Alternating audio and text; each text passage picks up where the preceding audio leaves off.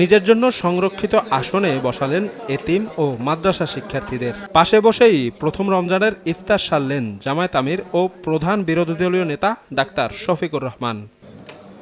রাজধানীর মিরপুরে বৃহস্পতিবার সন্ধ্যায় এতিম ও মাদ্রাসা শিক্ষার্থীদের সম্মানে আয়োজিত ইফতার অনুষ্ঠানে এমন দৃশ্য দেখা যায়। ইফতার পূর্ব বক্তব্যে জামায়াত প্রধান জানান, দায়িত্বশীল বিরোধী দল হিসেবে দেশ গঠনে সরকারকে সর্বাত্মক সহযোগিতা করতে আগ্রহী তার দল। তবে জনগণের স্বার্থ বিরোধী কোনো কাজ করলে নীরব থাকবে না তারা। আমরা চেষ্টা করব এরকম কিছু দেখলে সরকারকে দৃষ্টি আকর্ষণ করতে। তারা যদি শুধরিয়ে নেন, আমরা অন্তর থেকে তাদের জন্য দোয়া করব। আমাদের পরামর্শ গ্রহণ করার জন্য আমরা তাদেরকে ধন্যবাদ জানাবো এবং সেই ভালো কাজে আবার বলছি আমরা তাদের সঙ্গী হব।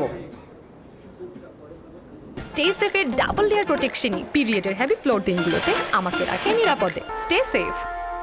কিন্তু যদি তারা না করেন, আমরা সংসদে এবং জনগণের কাতারে দাঁড়িয়ে আমরা কিন্তু প্রতিবাদ করব। এদিকে সমসাময়িক বিষয় নিয়ে জরুরি সংবাদ সম্মেলন ডাকে জাতীয় নাগরিক পার্টি।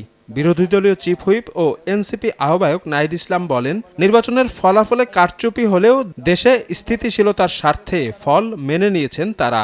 সংসদ কার্যকর করতে দ্রুত অধিবেশনের আহ্বান জানান তিনি। আমরা সরকারি দলের প্রতি আহ্বান জানাচ্ছি দ্রুত সময়ের মধ্যে জাতীয় সংসদকে কার্যকর করতে সে অধিবেশন ডাকা হোক।